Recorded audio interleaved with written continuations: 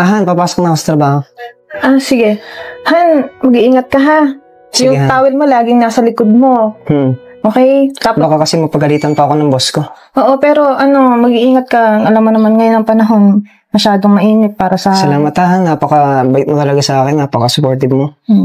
Tapos ito nga pala yung tubig mo. Salamat. Basta ha, yung pawis mo, lagi mong lalagyan ng towel. Oo naman, ako makala dyan Han, mag-iingat ako. Tsaka inom lagi ng maraming tubig, lagi mong lalagyan yan ha. Sige, alas naman. Ay, ingat ka. Bye.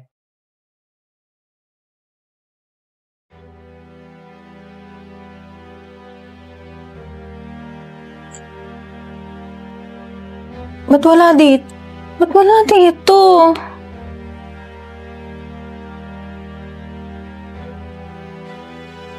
Nasaan na yun? Hello? Shaina, nasaan yung files? Ano? Paano mapupunta sa'yo? Naiwan ko dun sa flash drive. Paano kaya yun? Kailangan ko na ngayon, deadline na. Deadline na ng presentation ko. Teka lang, gagawan ko ng paraan. Wait na. Ano oras na? Aabot kaya to? Kung magko-commute ako. Grabe naman ito eh. Si Yusuf. Pasabay rider nga pala yun. Hello, Yusuf. Free ka ba today? May papasabay sana ako. Importante lang, mabilis lang. Yung flash drive kasi dun sa presentation ko, naiwan ko dun sa kaibigan ko. Baka naman pwedeng makisuyo. Salamat. Alam ko mapagkakatiwalaan ka. Sesend ko na lang sa yung details ha. Sige, maraming salamat. Sana umabot. Ang init mo, anak. Ano masakit sa'yo? Masakit po ulo ko. Saglit lang, papabili ako ng gamot. Tayawagan ko si Yusuf. Hello? Yusuf, papabili sana ako sa'yo ng gamot. Wala yung asawa ko kasi eh. Ikaw lang mapapagkatiwalaan ko. Maaari ba ngayon Taas lang ng lagnat ng anak ko eh. Okay, salamat ha. Okay, salamat. Sige.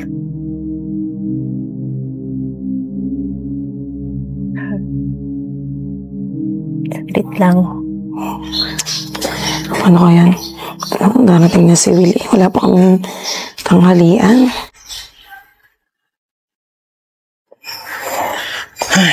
Han. Aga mo. Han, kasalanan ko sa'yo. Ano yun? Hindi pa ako nakapagluto ng tanghalian eh. Kanina pa kasing umaga yung migraine ko, umatakin, sakit ng ulo ko eh. Ay, ganun. Okay ka lang.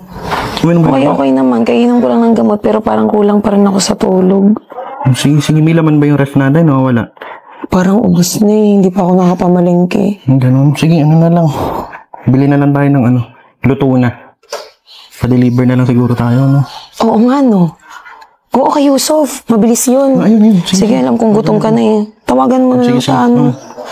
Minom ka ng tubig mamaya, tsaka gamot ha. Ano gusto mo? Pizza na lang siguro. Pizza, okay. Gusto ko magkanin eh. Gusto ko ng manok. Sige. Hello, Yusuf? Oo. Uy, pasensya ka na sa abala. Alam ko, nasa malayo ka ba? Wala naman.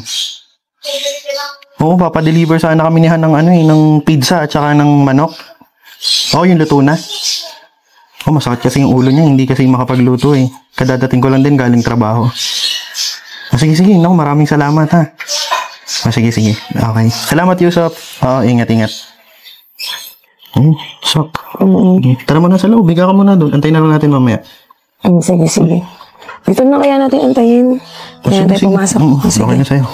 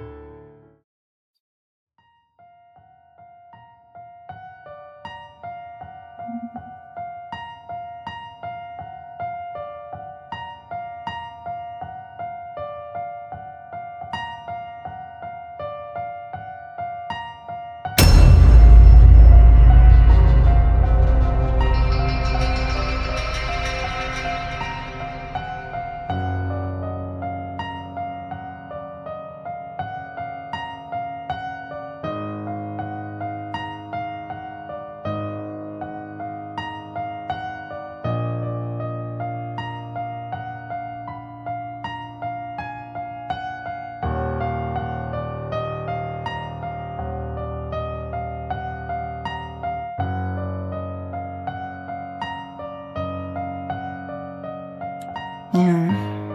Ito ba yun? Kakailang may na naman ako dito sa live seller na to.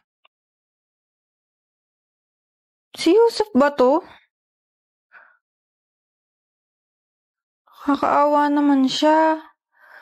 Naalala ko nung kailangan ko ng tulong, siya agad yung pumunta sa akin. Ngayon siya naman nangangailangan din ng tulong. Tawagan ko na lang siguro yung number na nandito. Hello? Hello po? Kayo po ba yung asawa ni Uso? Kawawa naman po yung nangyari sa kanya. Ate, pwede ko po bang mahingi yung details niyo? Magsesend po ako ng tulong. Opo, willing po akong tumulong sa inyo. Ano po bang nangyari sa kanya?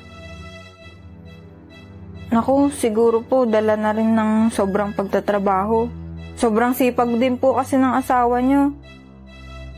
Opo, willing po akong tumulong. Sana po talaga gumaling na siya. Marami po siyang natutulungan. Alam ko po yun, napakabuting tao niya po. Opo, ate. Opo, wala pong problema. Sana po gumaling na siya. Opo. Sige po, salamat po. Antayin ko na lang po yung details.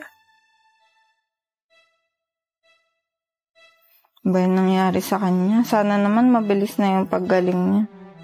Wow. Ang ganda nito. Uy. Makapagpakulay nga. Saglit. Si Yusuf to ah. Anong nangyari? Hala. Saglit nga, tatawagan ko yung asawa.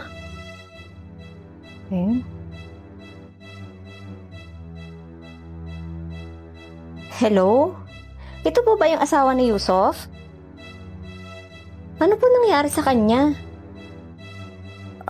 Kasi po ay ako yung client niya na lagi niyang sineservisan po sa pasabay po. Gusto ko po sanang magbigay ng tulong. Pwede po bang ibigay niyo yung details niyo kahit ano pong pwede mapadalhan po? Sige po. Iintayin ko po. Wala pong aluman yun. Mabait po ang asawa niyo eh. Okay po. Sige po, ingat po kayo. God bless po. Bye.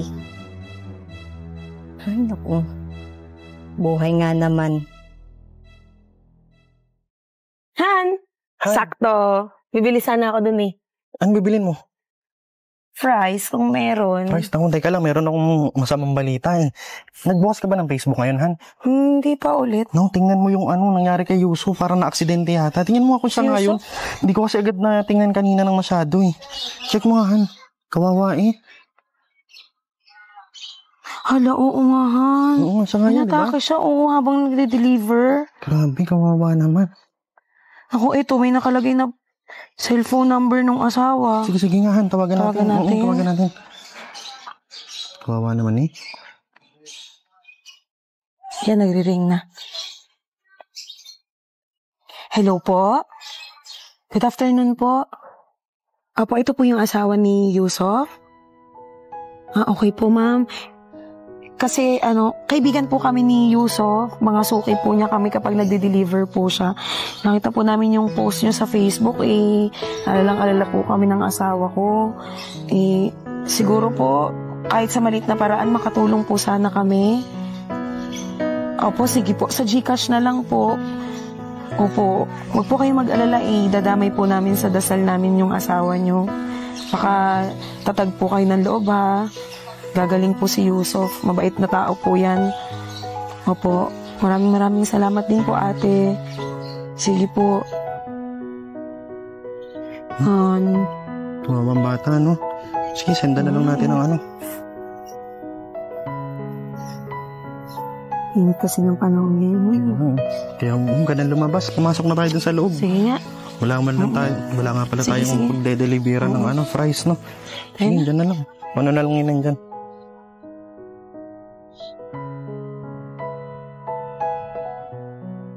Hello? Ito nga po. Salamat po. malaking tulong po yung mga binibigay niyo sa amin. Hindi ko po akalain na talagang napakabait ng aking asawa. Sa totoo lang po, hindi ko na alam kung saan ako kukuha ng mga panggastos namin sa araw-araw.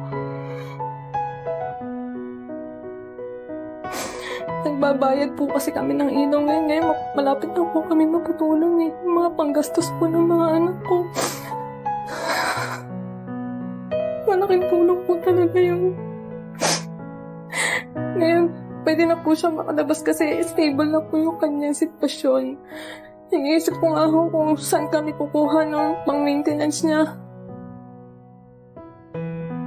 Salamat sa inyo. Sa pang-araw-araw naming gastos, malaking tulong po yun. Sige po. Salamat po.